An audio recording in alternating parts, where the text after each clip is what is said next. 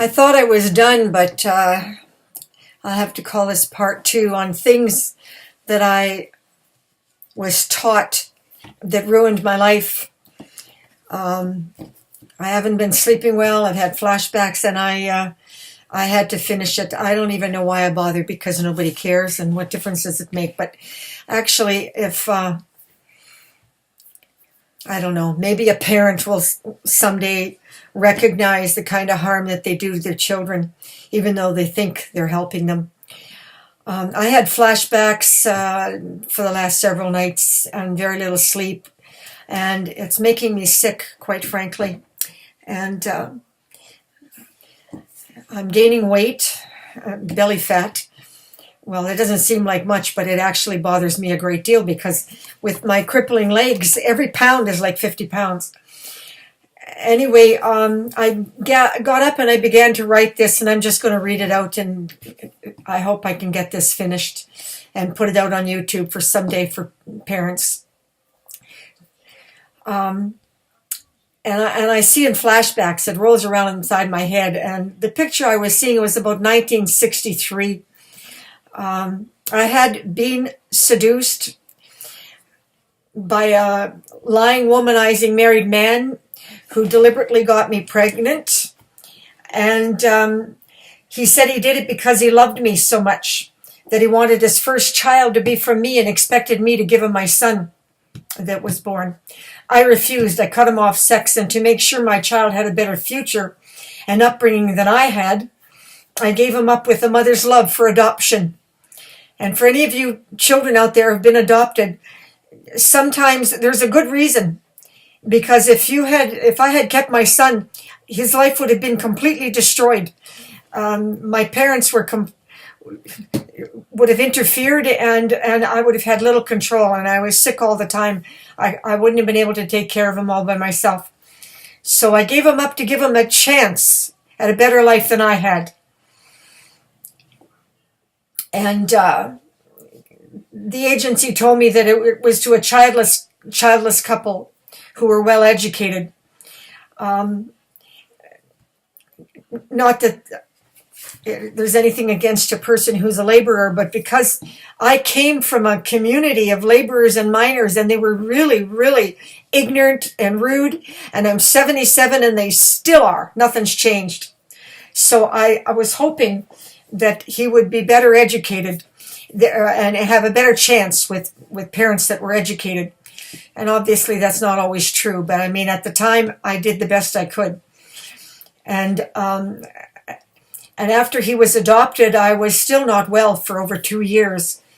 And so I did part-time work. I never thought to go on welfare a day in my life. It just never crossed my mind. And I was highly skilled. I couldn't, even if I was crippled and sick, there's still a lot that I could do, work in an office. And I was really beautiful. It doesn't matter. I always said, I'm going to look good in my coffin. I'm an optical illusion. But so people would take pity on me and give me jobs that normally, if I was fat and ugly, they wouldn't. And in my new apartment on Yonge Street, it was close to the buses and the subway stop. And that's in Toronto. And it was a really lovely neighborhood, and friendly, beautiful people, and fresh fruit stands, and a small little grocer that was family owned. And everybody was really friendly, and plenty of tree-lined streets with 2 little parks within walking distance. And one day I had a knock at my door, and I'd been really sick the night before. And it was the postman. And he was a very nice man. I chatted with him several times. I had a little peephole I could see in the door. And he had a telegram for me, and he needed my signature. And I told him, I cannot open the door. I'm a mess, and I have no makeup on. Now, you have to understand, I would have been about, 23, 24 at the time. He told me not to worry about that, and please open the door, Trudy. So I put a scarf and sunglasses on. And when he saw me, he looked at me in this astonished look. He said, Trudy, why are you hiding like that? I said, oh, I'm so ugly. I can't bear for anyone to see me without makeup on.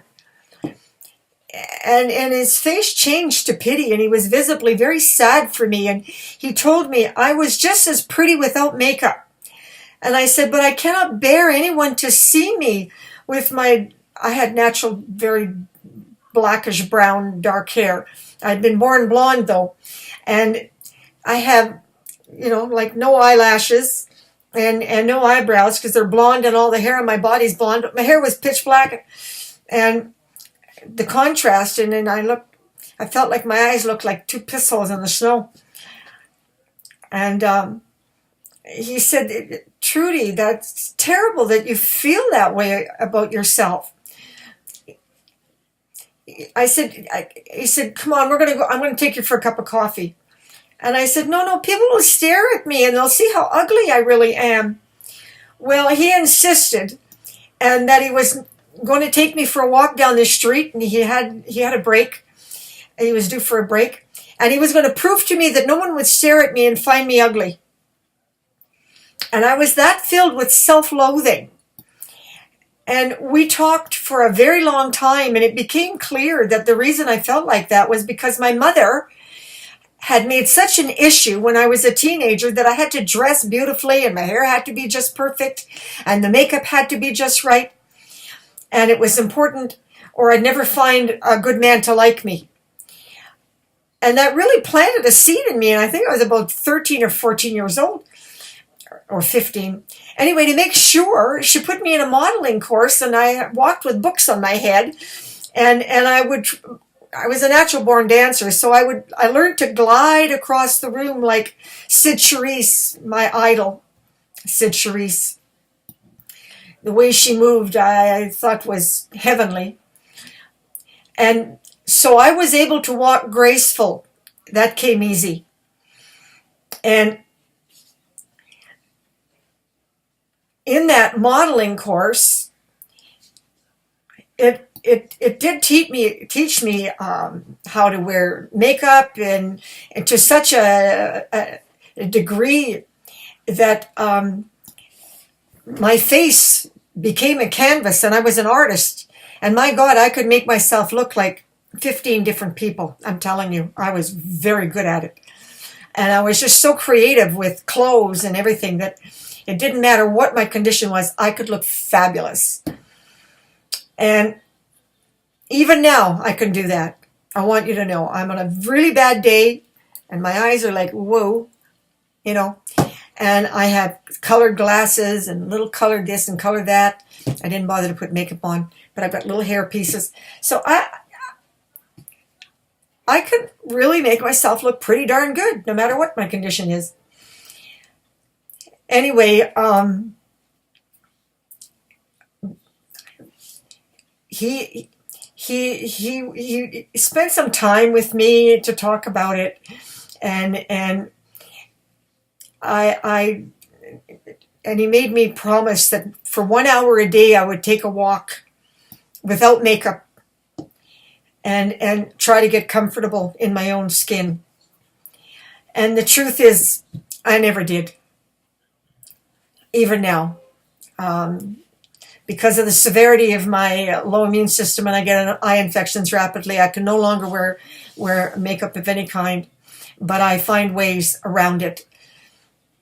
I have strangers stop me, even at 77. Just the other day I went shopping, and I want you to know I got all kinds of compliments from young people, young and old, but especially young people. They loved my colors, my style, and I make a lot of my own clothes, my own tights, and and it makes me feel good, that people compliment me and that I can still look really good even though I feel like garbage. Fair weather friends that don't see me crippled and crawling on my hands and knees and suffering in excruciating pain in a daily battle for survival. And they see me at a dance, or they see me my ski pictures on Facebook, and they're amazed at how good I look, no matter how sick I am. But you see, I really am an optical illusion and well trained as a model to look good. And I'll look good in my coffin, but what you see is not real. And it usually gets a laugh. And I make jokes about it. But I can't help it because I have in my own way come to terms with my own defects. However, unless I create an illusion, I still can't go out. I can't bear for you like I'm doing my video and I made myself a little bit better. I can't bear for you to see me looking really a mess. Um, it just fills me with such self-loathing. When I look in the mirror, I'm still filled with self-loathing, and I feel really, really ugly, and I can't help that. It's a compulsion to make myself look as beautiful as I can. And does beautiful make a difference? Oh, yes, people. Oh, yes. It certainly did. Despite my handicaps, I had amazing career opportunities that I turned down because I was so mentally mutilated that I could not allow myself to be too successful or too rich. If I did, then no one would like me for me. Boy, I paid a dear price for that sick delusion. My father warned me I'd never find a decent man, and my mother made sure of it with her attitude. You know, like she kept pushing me towards rapists. Yeah, like my mother was very sick. And dressing up and color coordinated and making myself look beautiful does make me feel good, and it still does. Only now I really do it to please myself and no one else, and it's not just a compulsion. I'm completely aware that I'm doing it, and I want you to like me.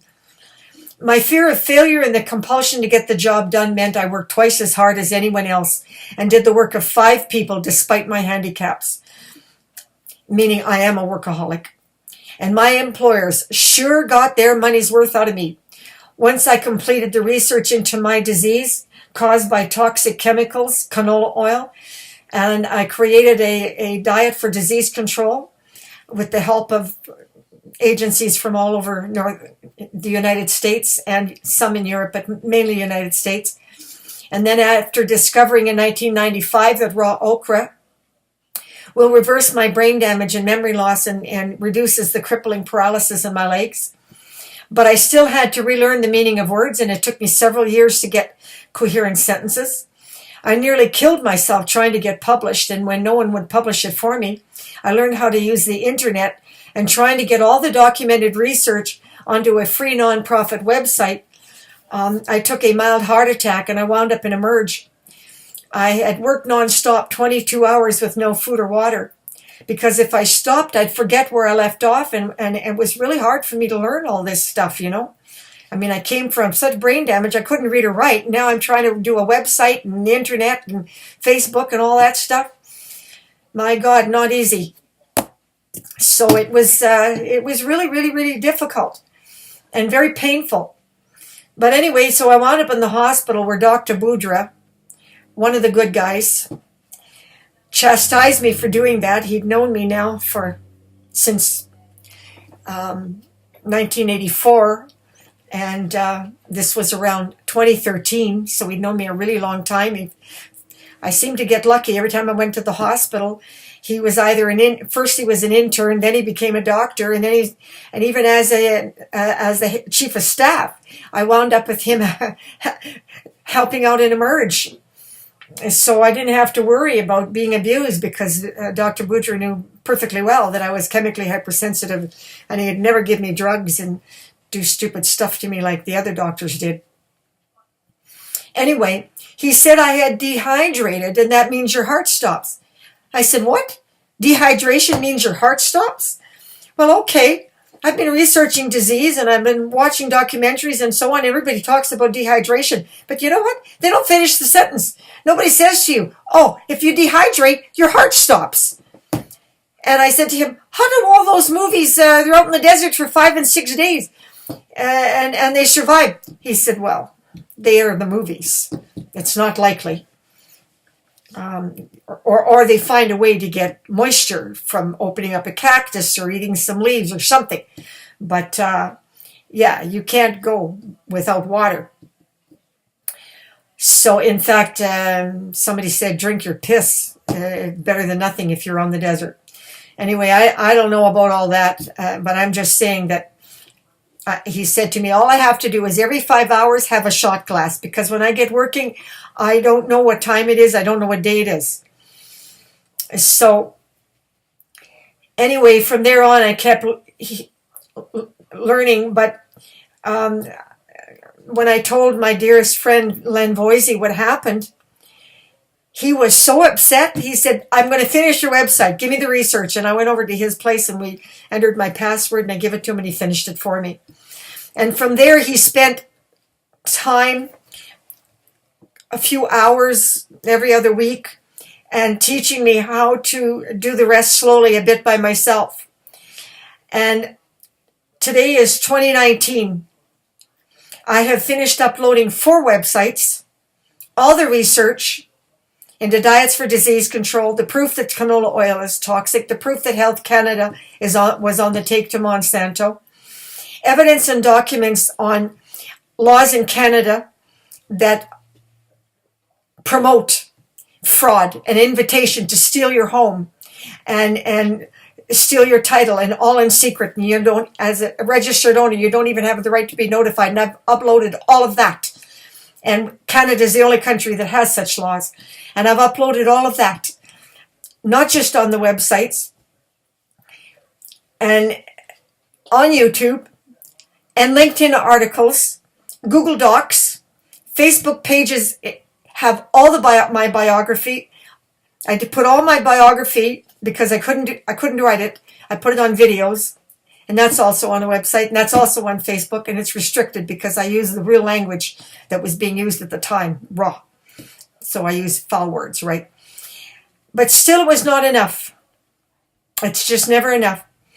I have only 46 subscribers on YouTube, 5 on Facebook, and nothing has ever been published, and it's not likely. There's been no change in the law or human rights since the day I was born. And I'm just not good enough to make it happen. God knows I tried. And that ends things that I was taught that ruined my life. But I don't feel bad about being a workaholic. It's the one good thing. And my fear of failure and having to be perfect. I've turned it into something very positive. And 200 years from now, I hope that the internet will have the evidence of what kind of disease your children will get from the environment, from the food we're eating, and from canola oil. And that okra and my diet for disease control, which basically isn't a lot different from what celebrities are on except for okra. And okra must be raw, people. It must be raw. There is no other choice. And I hope someday my work will get published and save millions of children from going through what I went through. God bless you. Over and out.